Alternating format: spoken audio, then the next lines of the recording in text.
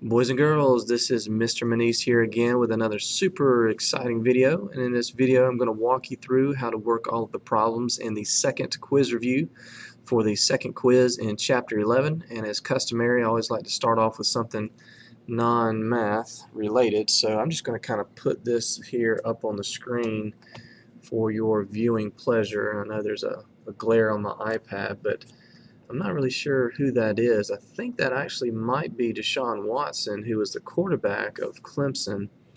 And it's hard to tell what he's doing. Oh, I know what he's doing. He's polishing off and he's cleaning off the trophy for the College Football National Championship. Sorry, I just had to. Just had to. All right, so let's go ahead and jump on in here with our quiz review. So I would encourage you guys to get out your factoring study guide that I passed out to you guys. Get out your trusted calculator, because everything we've done in Chapter 11, you can use the little calculator trick that I taught you. So let's just jump right in. So the first one here, we are trying to factor, factor a squared plus 6a minus 27. Now, the first thing we got to do is remember that there are four different types of factoring strategies that we've learned. One is factoring a trinomial where a is 1. One is factoring a trinomial where a is not 1, when that leading coefficient is something other than 1. Factoring a polynomial with four terms using the grouping method, where they just give you four terms right out the gate. And then the fourth is factoring special cases, this perfect square, trinomials, and the difference of squares. So let's just take a look here. I've got a squared plus 6a minus 27. So I got to figure out which of those four apply here. Okay, well, I see it's a trinomial, so that X's out grouping with four terms because I only have three terms. Perfect. Special case. All right, can I take the square root of 27? Is 27 a perfect square? No, it's not, so that kind of X's out our special cases. So now it's a matter of maybe I can factor this trinomial where a is 1 or a is not 1. And so I'm simply looking at this front coefficient. Okay, yes, we're using a's, but what is the a and the b and the c in our standard quadratic expression, trinomial? We're looking at the coefficients. Do you see a coefficient in front of the a? No, you don't. There's nothing there, so it's understood to be a what? It's understood to be a 1. So in this case, I'm going to have to factor a trinomial where a is 1. And I found over the years that students have a hard time remembering what to do between when a is 1 and say down here at number 5 when a is not 1, or something like number 9 when a is not 1. And students like to overcomplicate this. When a is 1, guys, all you have to do is look at the c term, okay, negative 27. You got to ask yourself, what are the factors of negative 27 to add to 6? So your brain needs to go through this process. What times what will give me negative 27? And at the same time, what plus what will give me 6, okay? Now, if you're not good at doing these factors, especially with the bigger numbers, if you're not good at doing that in your head, you can use the little calculator trick that I showed you in class. The first thing you press is y equals, this top left button, press y equals. If there's anything in there, just press the clear button, clear it out of there. And now I'm simply going to type in the number that I'm trying to find factors of. So in this case, 27. Now you can type in negative 27 if you want to, but it doesn't really matter. I'll just type in 27, and then I'm going to press divided by x. Here's the x button right there. I don't know if it is. 27 divided by x. Now I want a table of values. I want a list. So I'm going to press second, right here, second, and then this table button at the very top right button on your TI-84 graphing calculator. Press second table, and lo and behold, my calculator pulls up a list of all the factors of 27. 1 times 27, I got a decimal, so that's not a factor. 3 times 9 is a factor. And I simply look at which of these horizontal combinations will somehow get me to a 6. So obviously in this case it's pretty easy. It's a 3 and a 9. Okay. So the question is it negative 3 and positive 9, or is it positive 3 and negative 9? And the way you figure that out is you just look at the sign of the middle term. And whatever the sign of that middle term is, that will tell you what the sign of the bigger number is. So since that's a positive, the bigger number, the 9, will need to be positive, and the 3 will need to be negative. 9 times negative 3 is negative 27, and 9 plus a negative 3, which is basically 9 minus 3, will give me a positive 6. Okay, so once you find these two numbers, the 9 and the negative 3, all you got to do, guys, is you just have to open up two sets of parentheses and put those two factors in there. Since we're dealing with a's, it's going to be a And then I have a positive 9 here, so it's going to be a plus 9. And then I have a negative 3, so it's going to be a minus 3. And that's literally all you do. That's the final answer. A plus 9 times a minus 3. Okay, now I'm only going to do this a couple of times, but once again, I can check this on my calculator. I have a winning lottery ticket in my pocket. So if you press second quit, that gets you back to your main screen. Let's check it. So I'm going to type in the original problem exactly the way I see it. Alpha a squared plus 6 alpha a minus 27. I've just typed in the original problem here. I'm going to press enter. And if you have stored, okay, so my so I got 3 there. So alpha a squared plus 6 alpha a minus 27, I actually get a 0. Okay, so in this case, this is one of the few times where I actually do get a 0. But once again, I don't care what the number is. I just want to make sure that my final answer matches. So I'm going to type in my final answer. So I'll do parentheses alpha a plus 9, open parentheses, alpha a minus 3. Close the parentheses, and oh look, I get the same answer. And remember, it doesn't matter what this number is, I just need to make sure that they match. Okay. All right, let's try number 2. M squared minus 6m minus 16. Okay. Now here, this is a little tricky because you might think this is a special case because, yeah, I can take the square root of 16. Yes, I can take the square root of m squared. That's going to be m and 4, but here's the problem. When I multiply m times 4, 4m, and double it, that gives me 8m. That does not give me the middle term. Okay, so special cases don't apply here. I'm back to factoring a trinomial where a equals 1. What are the factors of negative 16 that add to negative 6? What times what gives me negative 16, and what plus what gives me negative 6? All right, so give me a couple of factors of 16. 16 and 1, no, that won't get me to 6. 8 and 2, will 8 and 2 get me there? 8 and 2 will get me there. So the question is which one's positive, which one's negative? Since the middle sign is negative, the bigger one, the 8, has to be negative. Negative 8 and positive 2. Negative 8 and positive 2. And so that's it, guys. You just open up 2 sets of parentheses and use those as your answer. We're using m, so it's going to be m minus 8 and an m plus 2. And we're done. Okay, next one. What are the factors of negative 63 that add to 2?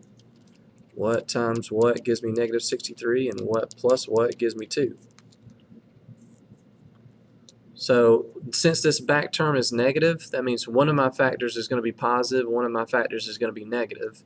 So another way to look at it is, what 2 numbers multiply to give you 63 but are 2 apart from each other?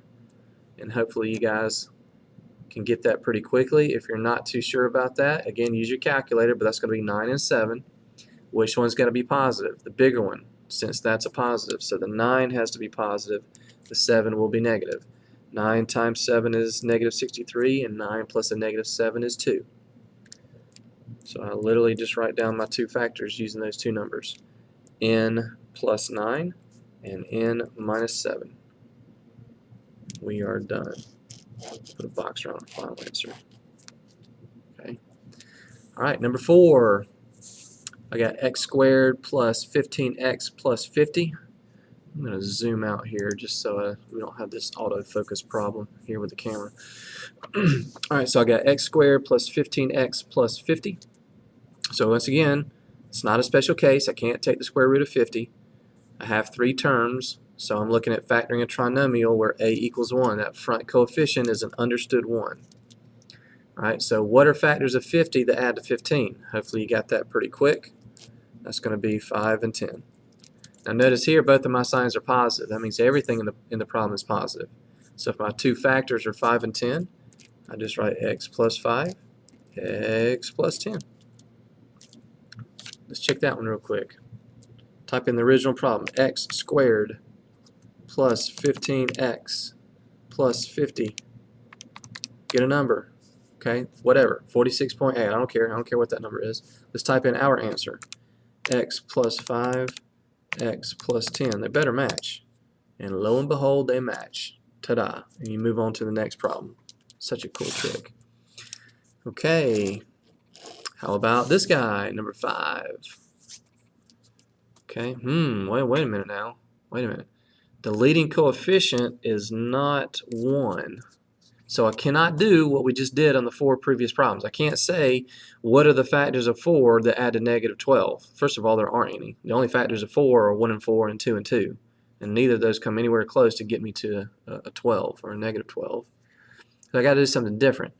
Now I could factor this trinomial where a doesn't equal 1, and that's where we have to do the rainbow thing. We have to multiply a times c. However, when Mr. Manise looks at this, the first thing that I notice is, wait a minute, I see a 9. That's a perfect square. 9b squared. Yeah, I can take the square root of that. Yeah, that's a perfect square. What about this other guy? The third term, is that a perfect square? Can I take the square root of 4? And the answer is yes, I can. The square root of 9b squared, what times what gives me 9b squared, is 3b. And the square root of 4, of course, is 2. But now here's the tricky part. You got to remember, you got to go back and multiply these two guys together. 3b times 2, that gives me 6b. When I double that, I got to double it and see if I get back to the middle term. And I don't really care about this, about the sign. I just want to see, does 2 times 3b, 6b, when I double that, does that give me 12b? Yes, it does. Okay. So this is one of our special case perfect square trinomials.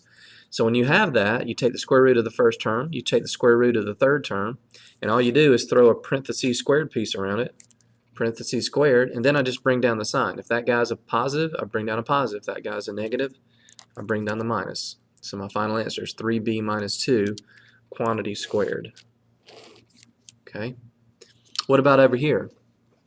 Whoa, what's different about this guy? I only have 2 terms. So obviously I can't factor when a is 1, I can't factor when a is not 1, because both of those methods use and involve a trinomial, 3 terms.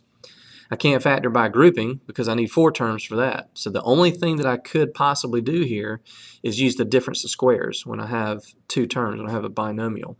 Now remember, difference of squares. What does the word difference mean in math? It means subtraction, okay? So when you say difference of squares, I am literally taking a square and I'm subtracting another square. That is a difference of squares, okay? So the question is n squared, is that a perfect square?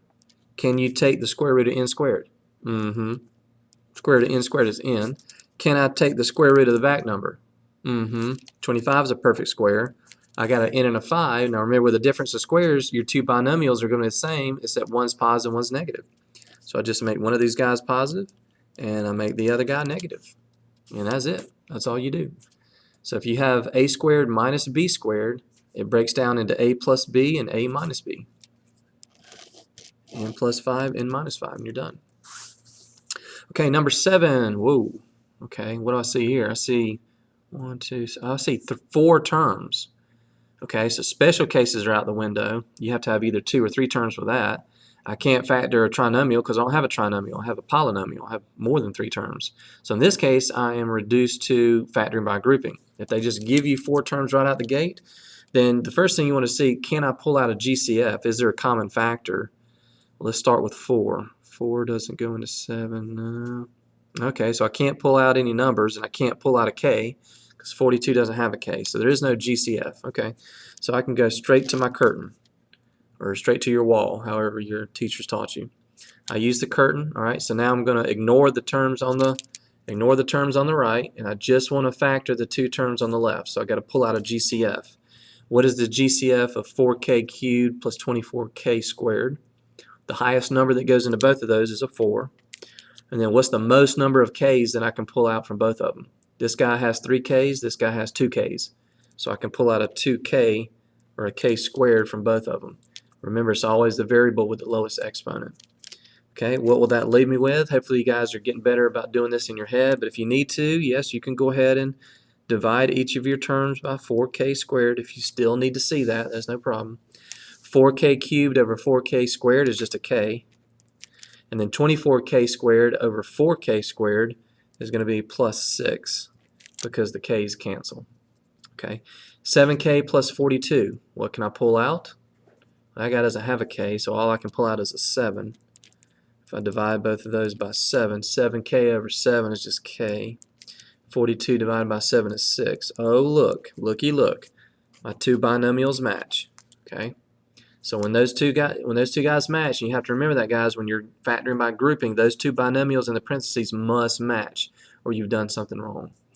So since they match, I feel pretty good. So one of my factors, one of my final answer factors is going to be the matching binomials, and then the other factor is going to be the stuff left over on the outside, the 4k squared plus 7. That's my final answer. Let's check it. This will probably be the last one that I check, but I'm real big on this, guys. It's the difference between A's and B's and C's. So I'll use k, so I'll do 4 alpha k raised to the third, drop my cursor down, plus 24 alpha k squared, and then I have plus 7 alpha k, and then I have plus 42. I've just typed in the original problem. Get a number. Don't care what the number is. Whatever. Cool. 12,977. All right, let's type in our final answer. We think that's equivalent to parentheses k plus 6, close parentheses, open parentheses, 4 alpha k squared plus 7. Drum roll, bam, they match every time, all day long. When you are simplifying algebraic expressions, you can use this calculator trick. Okay, number 8. Now that's another 4 terms. So I know I got a group. Is there a GCF? Is there a common factor? No, 4 doesn't go into 5, so I can't do that. So let's go straight to the curtain. All right, so the GCF over here, I can pull out a 4. I can also pull out a what? N cubed and n squared. The variable with the lowest exponent is the n squared. That's going to leave me with 16n cubed over 4n squared is going to leave me with 4n. 20n squared over 4n squared is plus 5 because the n squareds cancel. Here, what can I pull out? Well, there's no number that goes in either of those, and I can't pull out an n because the 5 doesn't have an n. So guess what I can pull out? A big fat 1. Anytime you factor out a 1, guys, what you're left with is exactly what you started with, because anything times 1 is just itself. So I'm still left with a 4n plus 5. Oh, looky look. The binomials match, so I feel good. One of my factors is the 4n plus 5, and the other factor is the 4n squared plus 1. Alright, so I'll let you guys check those, plug those into your calculator if you want to. Alright, let's move on here. So the next one, we have 8b squared plus 21b minus 9. Okay. Well, a is not 1. A is not 1, so I can't factor this when a is 1. I don't have 4 terms, so I can't go straight to my curtain. Special case? Well, 9 is a perfect square, but 8's not a perfect square. I can't take the square root of 8.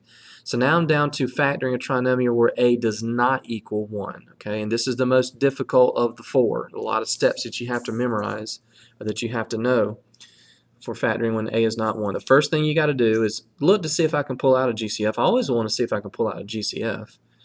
Can I pull out anything? No, 21's odd, 8's even. I can't pull out a 3. Alright, so the first step, multiply a times c, the rainbow thing. Okay, the way I teach it, I draw the little arc. Just humor me. When you do that, it just sets your brain up to get started on the right track. So multiply a times c, 8 times negative 9. Don't just do 8 times 9. 8 times negative 9, that gives me negative 72. And I want factors of negative 72 that will add to this middle term. Okay, so that's kind of a big number. So if you're not good at that, let's use our calculator. Press y equals, and this time we're using 72. So press clear. Again, I don't care whether it's negative 72 or positive. I'll type in negative 72 this time. Negative 72 divided by x. Press second table. And once again, I'm looking for some kind of horizontal combination that will somehow get me to a 21. Since this back term is negative, that means one's got to be positive, one's got to be negative. So what two numbers, which of these two numbers will somehow get me to a 21? 1 and 72, no, that's not going to do it. 2 and 36, no. 3 and 24, that will get me to a 21. Those two numbers are 21 apart from each other. So it's going to be a 3 and a 24. Now the question is, 3 and a 24, the question is which one is positive, which one is negative. Okay, well, again, the sign of the middle term determines the sign of the bigger number. So since 24 is bigger, it's going to be a positive 24 and a negative 3. This next step is by far the hardest, guys. Students have a hard time remembering what to do at this point. we've got two factors of this temporary number. We don't need the negative 72 anymore. You throw it in the trash can. So I got to figure out, what do I do with these two numbers? I have three terms. I want to make four terms so I can draw my curtain. So I need to split this middle term. I'm going to split it. I personally like to draw the little arrows. I'm going to split it into a negative 3b and a 24b. Now, it doesn't matter which one you put on the left and the right, but typically you want to match up evens with evens and odds with odds, things that just kind of make logical sense to you. The 8 and the 3 don't really kind of go together in my mind, so I'm going to match up the 24 with the 8. So I'm going to bring down my 8b squared. Okay, then I'm going to have the plus 24b,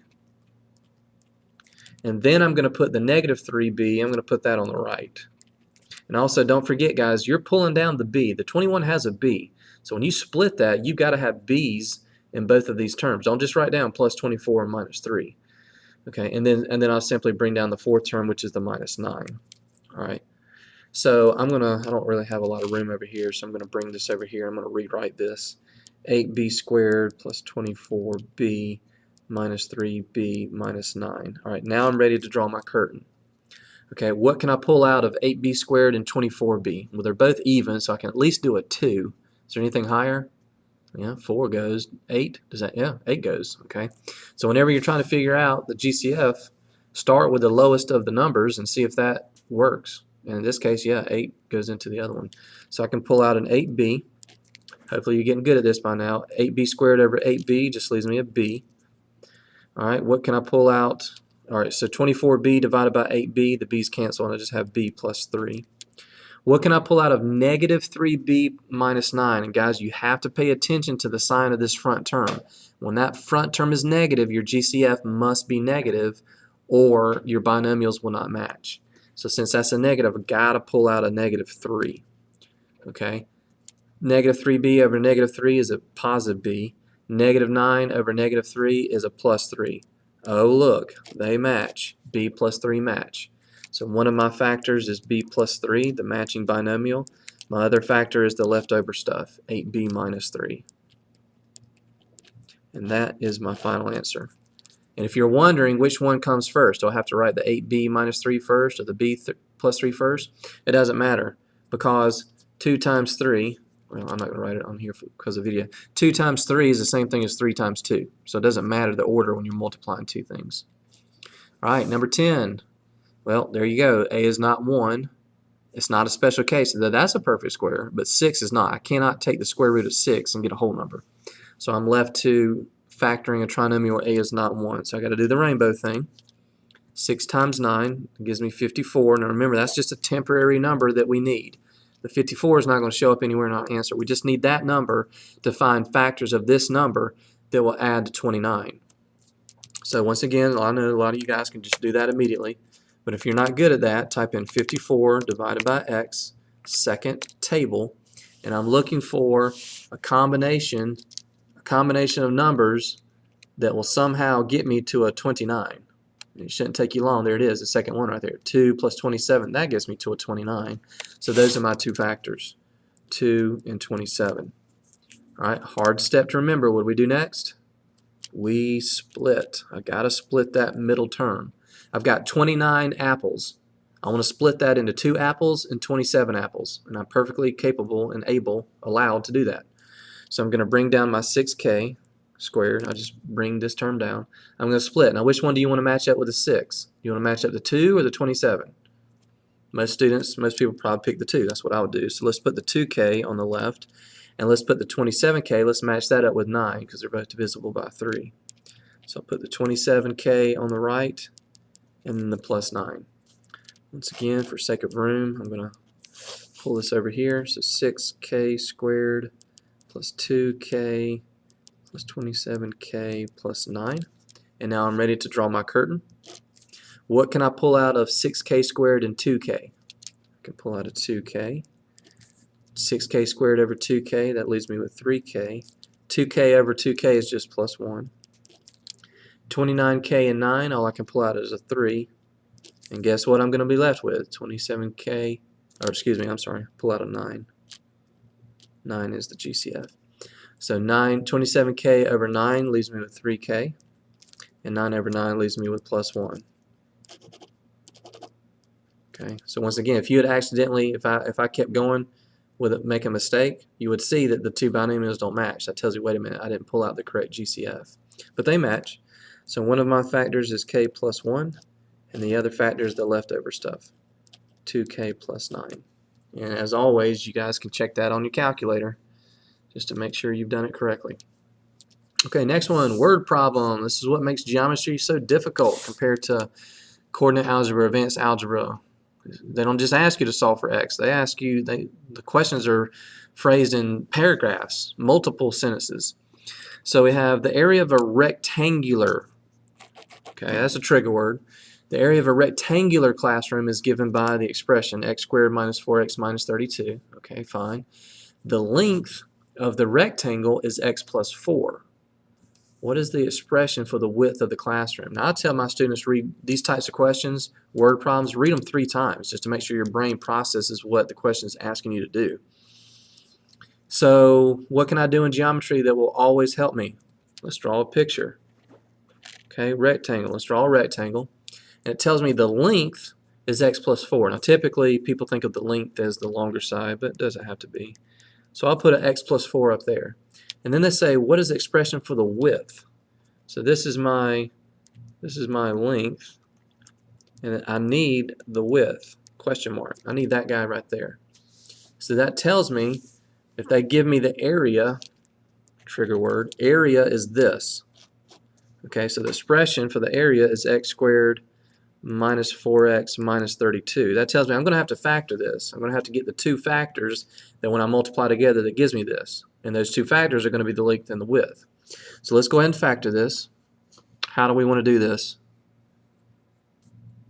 Well, 32, that's not a perfect square. I can't take the square root of that, so special cases are out the window. I can't do grouping because I only have 3 terms, so I've got to factor this either where a is 1 or a is not 1. What is the leading coefficient right there? It's an understood 1. I don't need to do the rainbow thing. I don't need to split the middle term, draw the curtain. I don't need to do any of that stuff. When a is 1, all I do is, what are the factors of negative 32 that add to negative 4? Hopefully you guys can get that pretty quickly. It should be 8 and 4. Okay, so now the question is, which one's positive and which one's negative? Well, the sign of the middle term is negative. That means the 8 has to be negative. Okay, so I literally write this as my two factors, x minus 8 and x plus 4. But check this out. They just told me that the length is x plus 4. Well, that's this guy right here. So this guy is the length. But so if they want the width, which is that going to be? Obviously, that's going to be the other one. So the other binomial is my actual width, which is x minus 8. So your correct answer is x minus 8. And students throw away free points all the time in geometry because they don't analyze and dissect and read these questions. A lot of students will put this as their answer, x minus 8 times x plus 4. Yeah, you factored it correctly, but you didn't answer the question. They only wanted the size of the rectangle, which is that guy. So make sure you read those questions. Okay, number 12. They want us to go down through each of these and figure out which of these are special cases. And then they want us to say, how do we know that? All right, well, let's look at A. Is that a special case? We'll only have 2 terms. So the only thing it could be is a difference of squares. Can I take the square root of x squared? Yes, I can. Is 64 a perfect square? Can I take the square root of 64? Yes, I can. Is there a minus sign in the middle? Yes, there is. So that one I'm going to put a check mark. Yes, you can factor that as a special case. Now I'm not going to write all this down just for the sake of time on the video, but if to truly answer this question, how do you know? I would write out the first term is a perfect square, the second term is a perfect square, and there's a minus in the middle. And that's what I would write out on if that were a quiz question. Okay, so that works. What about B? 4x squared plus 25. Well, there's 2 terms again. I got to see if that's a difference in squares. Can I take the square root of 4x squared? Yep. Can I take the square root of 25? Yep. Is there a minus sign in the middle? Nope. So we don't have a difference of squares. This is a sum of squares. So get out of here. No way. Get out of here. Can't factor that. Okay, letter C. 9x squared plus 12x plus 4. Now this is a trinomial. So this is the one where I have to see, okay, is the first term a perfect square? Can I take the square root of 9x squared? Blow this up a little bit. All right, can I take the square root of 9x squared? Yes, you can. That's a perfect square. Can I take the square root of 4? Yes, you can. That's a perfect square. So if I do that, that will give me 3x and 2. Now here's the trick. When I multiply those together, 6x and double it, do I get the middle term? 6x doubled is 12x. So yes, indeed, I can factor that. The technical answer would be 3x plus 2 squared, but they don't ask us for that. They just want us to say, can it be factored? And the answer to that is yes. So I'll write yes, this can be factored because the first term is a perfect square, the third term is a perfect square, and when I multiply those factors and double it, I do get the middle term. Okay, letter D, huge curveball, slider on the outside corner right here. I'm going to give you guys 5 or 10 seconds to kind of think about this one. Big old pat on the back if you got this right while you were working through it, if you're just coming to the video after. And remember, guys, my disclaimer, I didn't say my disclaimer at the beginning of the video. I should have mentioned that. Don't ever watch these quiz and test review videos without physically doing it first yourself. If you haven't put the pencil to the paper, if you're just coming here just to figure out what the answers are, that's not doing you much good. You've got to work these yourself, and then if you get stuck, then come to the video and watch, or check your answers. But don't ever just come to the video and just kind of write down what I'm doing while I'm doing it. You have to play the guitar if you want me to teach you to play guitar. You have to physically do it. All right, letter D here. Remember, this is not a perfect square. 8's not a perfect square. If I multiply 8 times 98, oh my gosh, that is a disgusting huge number, okay? So I'm not looking to try to factor when 8 equals 1. I want to see, they're asking us, is this a special case? Well, 8's not a perfect square either. So you might say, well, no. However, remember, we're always looking to see if I can pull out a GCF on the front end. What are all these numbers divisible by? 2. So if I pull out a 2, then I'm left with 4x squared minus 28x plus 49. Okay. Now, let's ignore the 2. Now, is this a special case? Can I take the square root of 4x squared? Uh-huh. Can I take the square root of 49? Uh-huh. That will give me 2x and 7. When I multiply those together, 14, and double it, do I get 28? Yes, I do. And so in this case, I put parentheses squared around it, but I got to remember to bring down the sign. So since this is a negative, the sign in the middle actually will be a negative. Okay, but they don't ask us to actually solve it. They just want to say, is it factorable? And the answer is yes. And I would say on the quiz, I would write out, yes, this is a special case because I can pull out a GCF of 2. Then the first term will be a perfect square. The third term will be a perfect square. And when those factors multiplied and doubled, that does give me the middle term. Okay, home stretch, guys. Home stretch. Home stretch. Let's pull this up here. All right, and these last, they don't want you to do anything. You got to read the question. What method, what strategy would you use? Which is the best method for factoring each of these guys? Okay, and they give you trinomial where A is 1, trinomial where A is not 1, grouping, or special case. Okay, so here we go. Special case. Is 24 a perfect square? No, so throw special cases out the window. Grouping, do I have 4 terms? No, throw that out the window. So it's either factoring when A is 1 or factoring when A is not 1. And which is it? Well, obviously the understood coefficient right there is a 1. So I would say factoring trinomial where A equals 1. That would be my answer. Okay, number 14. Is that which method is best? Well, obviously it's not a trinomial. We can't do grouping. We don't have 4 terms. We only have 2 terms. So the only thing I could do would be a special case. Is that a special case? Yep. I can take the square root of 4m squared. Yep. I can take the square root of 25. Is there a minus in the middle? Yes, there is. So we have ourselves a difference of squares. That's one of our special cases. 15. Which method is best? Well, this is pretty easy. I have 1, 2, 3. I have 4 terms. So whenever you have 4 terms, the only thing you can do is factor by grouping. I would go straight to the curtain. I would split that down the middle, pull out GCFs, and go from there. So the correct answer to that one is factoring by grouping. And then the last one here, some of you guys by default, you know what the answer is, the only one that we haven't chosen yet, but is 6 a perfect square? No. So throw that out. So throw special cases out the window. So I'm either factoring a trinomial where a is 1 or a is not 1, and that front number is not 1. It's something other than 1.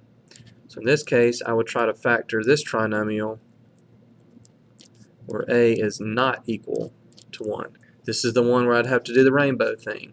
Multiply, sorry, I can't see that. That's more better.